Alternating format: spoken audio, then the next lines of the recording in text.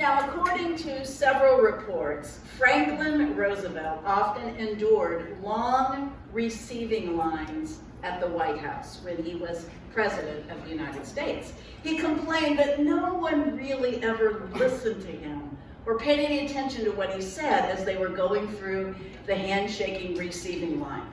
And so one day he decided to try an experiment. To each person who passed down the line and shook his hand and smiled and nodded, he murmured, "I murdered my grandmother this morning." I murdered my grandmother this morning. And the guests responded with phrases like, "Marvelous, keep up the good work." "I murdered my grandmother this morning." "We're so proud of you." "I murdered my grandmother this morning." "God bless you, sir." It was not until the end of the line, while greeting the ambassador from Bolivia, that his words were actually heard. Nonplussed, the ambassador leaned over and whispered, "I'm sure she had it coming." There is nothing worse in a relationship than not feeling heard. We all need to have a voice, and we all need to be heard. When we feel ignored or invisible, we grow smaller. In his book, Caring Enough to Hear and Be Heard, David Augsburger makes this powerful statement. Being heard is so close to being loved that for the average person, they are almost indistinguishable. To say something you value deeply to another and to have him or her value it equally by listening to it carefully and appreciatively is the most universal way of exchanging social interest or demonstrating affection. Take a moment and assess your listening skills. Do you give others your undivided attention when they are talking to you? Or are you looking elsewhere, or looking at your phone, or waiting for your escape? Are you sending the message to the person talking to you that you're with him or her, that you get what they're saying, or are you just waiting for your turn to talk or for them to shut up so you can leave? In addition to our poor listening skills with other people, there's another kind of listening that I want us to think about now. There is that listening that happens on a personal level, when we listen to ourselves, to that inner voice. Some people call it listening to your gut. Consider this scenario. An upper level manager named Jim, not Jim Thorne, interviewed a candidate for a middle management position for a successful company. On the surface, the candidate was a star. Enthusiastic, mature, intelligent, articulate, prepared, experienced, and a visionary.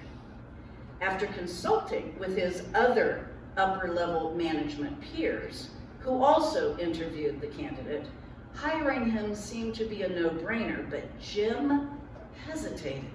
He couldn't explain what he felt, but just didn't feel like this guy should be hired. But his references were excellent and everybody else wanted to hire him. So he was hired. 6 months later, he was accused of stealing from the company and was fired. Jim was so disappointed in himself for failing to listen to his inner voice. Now, I'm sure each one of us in this room has been in the position of failing to listen to our hunches. How many times have we said, "Oh, I knew it. I should have listened to myself." Ever wonder why we don't always listen to our hunches? I think it's because we are so evidence-driven that we don't want to rely on an impression without proof. And secondly, we are often swayed by the opinions of others that contradict our instincts. We look at references and numbers and facts and figures, and those seem to outweigh our instinct. We need to develop the skill of listening to that inner voice. For some, it is our moral compass. For others, it is the voice of God guiding us. For some, it's just our own voice of reason trying to help us solve problems or make decisions. Sometimes it keeps us from trusting someone else. Sometimes it gets us out of stupid situations that we get ourselves into. Now, I told this story several years ago, so if you are listening and say, oh yeah, I heard this before, you did hear this before. Several years ago, I traveled alone to a funeral in Akron, Ohio, where I grew up. Now, following the service, I realized that I was near the area where my ex-husband's grandparents, whom I loved, once lived in a trailer park.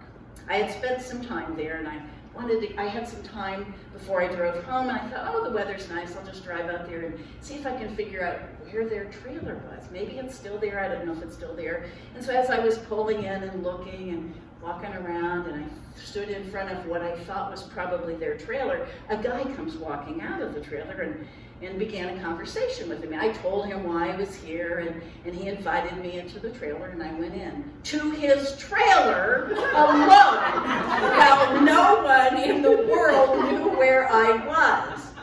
I was admiring the low ceiling, the closed curtains, the darkness within, and suddenly I heard a very strong voice within me that said, "Get the freak out of this dark trailer." I had seen enough Criminal Minds episodes to know that I could be in a really, really stupid situation. So I assessed my surroundings. He was standing between me and the tiny door. I eloquently moved toward the door as I pretended to gaze at a small figurine on an end table. "Oh, this is pretty," I stated, and started for the door, and he stepped toward me. "You don't need to go. I'm not going to hurt you," he said. Now, all of a sudden, I felt like his voice suddenly got lower and more menacing, or was that just my imagination? My blood turned to ice as I was suddenly in the middle of a bad movie. 2 more steps, though, and I was out the door. He followed me out into the bright sunlight and continued, "I thought we might have some coffee or lunch." "No," I replied, and I hurried into the safety of my car. As I drove away, I scolded myself for making such a silly choice and going into his trailer. But then I praised myself for listening to that guiding voice that got me out of that situation unscathed.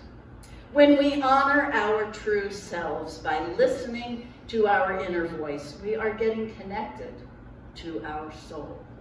We are learning to follow our heart. In 2016, Steven Spielberg gave the commencement address at Harvard University. His message was entitled, "Listen to that voice that tells you what you could do." And in his address, he talked about how life is filled with character-defining moments. He said that when he was 18 years old, he knew exactly what he wanted to do. He wanted to make movies, but he didn't know who he was. And then he said, well, how could I know who I was at the age of 18? How could any of us? For the first 25 years of our lives, we are trained to listen to voices that are not our own. Parents and professors fill our heads with wisdom and information, and then employers and mentors take their place and explain how this world really works. Spielberg went on to say that he needed to learn to listen to his own voice. And he said that at first the internal voice that he needed to listen to was hardly audible. He was untrained at listening. It was hardly noticeable. And then he started to pay more attention. And then his intuition kicked in. Spielberg ended his message with these powerful words. And I want to be clear that your intuition is different from your conscience. They work in tandem, but here's the distinction. Your conscience shouts, here's what you should do, while your intuition whispers, here's what you could do. Listen to that voice that tells you what you could do. Nothing will define your character more than that.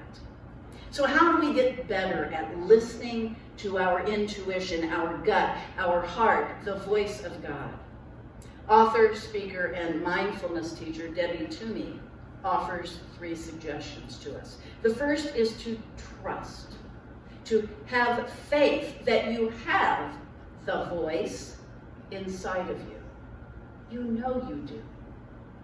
You've heard it. You can think of a time right now when your inner voice kept you from danger, told you just the right thing at the right time. In the Old Testament book of Isaiah, we read these words: "When you turn to the right and you turn to the left, your ears will hear a voice behind you saying, 'This is the way, walk in it.'" And that voice, of course, is the voice of God. The second thing we need to do is to exercise the ability to listen. We need to build our intuitive muscle by talking to it, testing it, tuning into its guidance and answers. So yes, you would now have permission to talk to yourself and listen to what you're saying back. And finally, love isn't always finally love. Trust that your intuition is love-based. It speaks the language of your heart's desire. Your intuition, your inner voice wants what is best for you. There is a voice inside each one of us, my friends, that is leading us to our highest and best path. Perhaps that voice is God's voice. Perhaps it is our soul speaking to us. Whatever it is, it's filled with love, and it wants to protect us. It is my prayer that we will listen to it and trust it. It's a voice filled with solutions, with ideas, with dreams. It's the voice that knows us best. Amen.